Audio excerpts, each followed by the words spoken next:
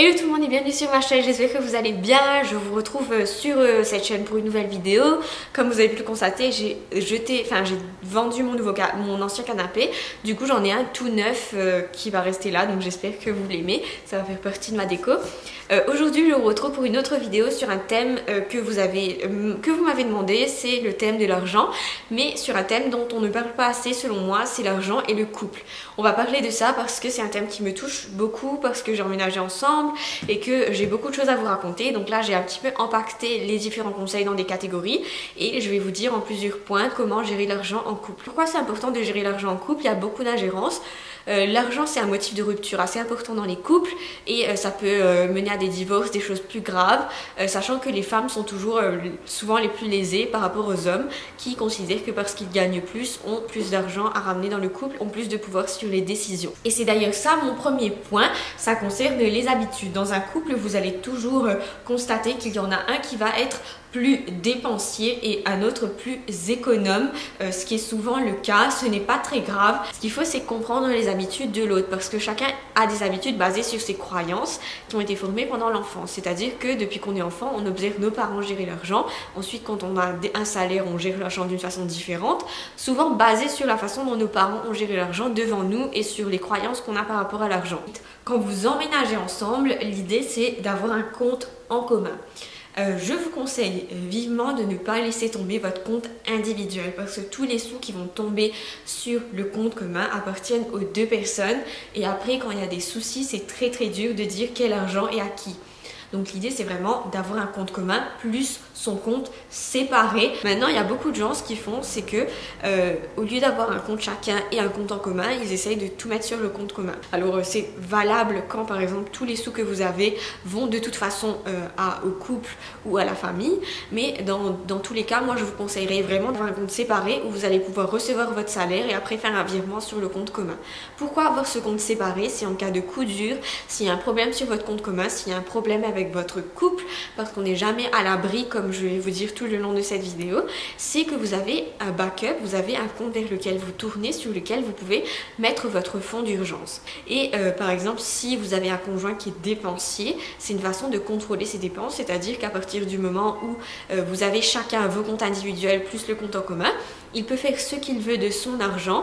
Ce sont ses mauvaises habitudes qui auront des conséquences sur son argent qui lui reste à lui et non pas votre argent en commun que vous utilisez pour vous nourrir et peut-être même nourrir vos enfants. Maintenant, une fois que vous emménagez ensemble, c'est à vous de décider qui va payer quoi. C'est-à-dire que beaucoup de couples font du 50-50, peu importe le revenu, ils vont contribuer à 50% des frais de loyer, électricité, etc. Toutefois, vous pouvez créer une nouvelle règle, c'est à vous de voir que celui qui gagne plus paye le plus. Mais je vois quelque chose qui se passe avec ce phénomène-là, c'est que souvent celui qui paye plus a l'impression d'avoir beaucoup plus de légitimité. Il y a beaucoup de femmes qui n'ont pas de pouvoir décisionnel sur comment l'argent est dépensé dans leur foyer, tout simplement parce que dans un couple, des fois, c'est la femme qui va ramener moins d'argent que l'homme et ça peut être l'inverse bien sûr, mais ce n'est pas une raison. En fait, le pouvoir décisionnel n'appartient pas à celui qui contribue le plus. Que vous soyez un homme ou une femme, vous avez autant de pouvoir décisionnel sur l'argent à partir du moment où vous contribuez ne serait-ce qu'un euro.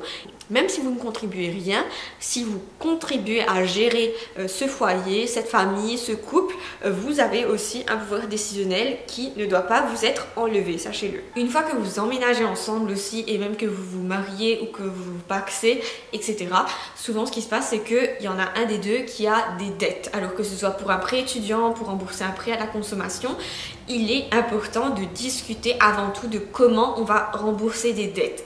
À partir du moment où vous décidez que vous avez un avenir en commun et que vous avez envie de construire cet avenir en commun, les dettes ne sont pas le problème que de la personne qui les a. Vous pouvez avoir envie de rembourser ses dettes ou d'aider votre conjoint à rembourser ses dettes, ou même ça peut être vos dettes à vous et vous aimeriez voir ça ensemble. Pourquoi faire ça? Parce que quand on veut faire des projets en commun, acheter une maison, acheter un appartement, faire un projet assez important, faire un enfant, enfin ça peut être n'importe quoi, toutes les grosses décisions, ça va demander une gestion commune.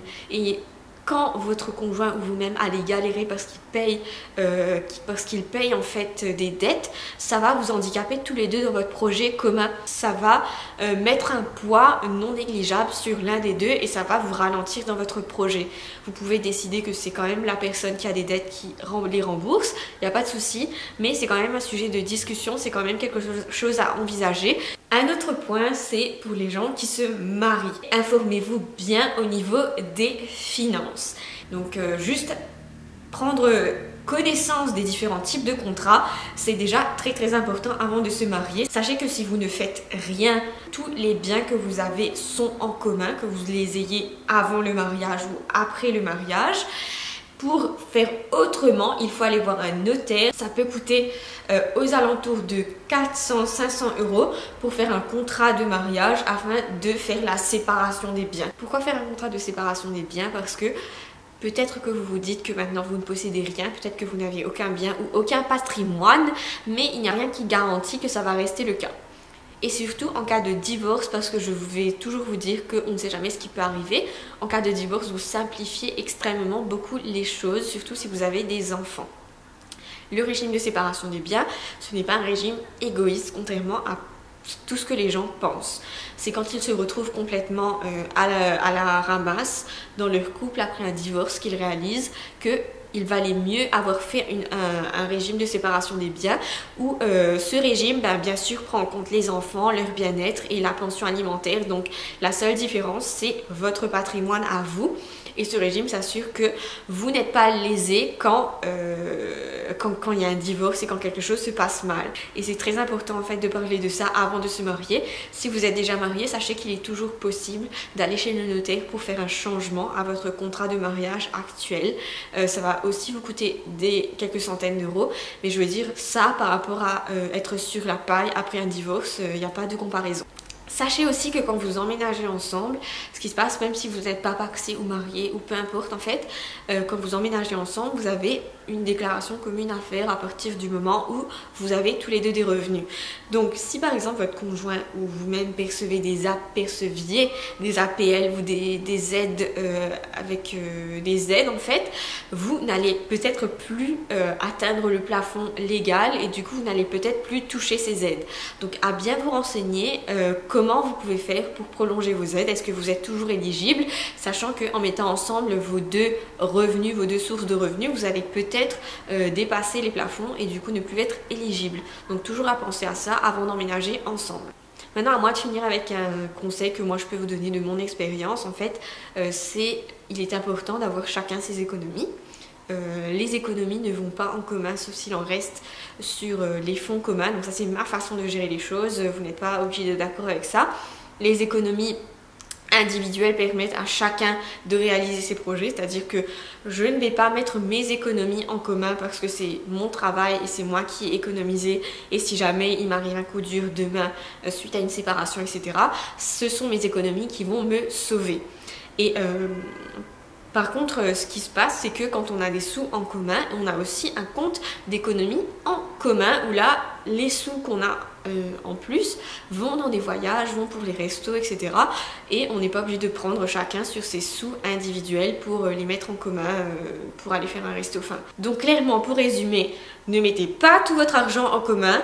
Protégez vos biens, même les biens potentiels, vous ne savez pas ce qui peut vous arriver, protégez-vous, protégez votre argent pour vous, pour vos enfants, pour vous-même, pour votre famille. Allez demander à des gens qui divorcent, vous allez vite comprendre que l'argent et l'amour sont deux choses séparées et ne pensez pas que parce que vous mettez tout en commun, c'est une preuve d'amour. Ce n'est pas une preuve d'amour, c'est une preuve de stupidité, surtout si vous n'êtes pas sûr de rester ensemble ou que vous avez des soucis ou que vous n'avez même pas encore d'enfants. Donc j'espère que cette vidéo vous aura plu.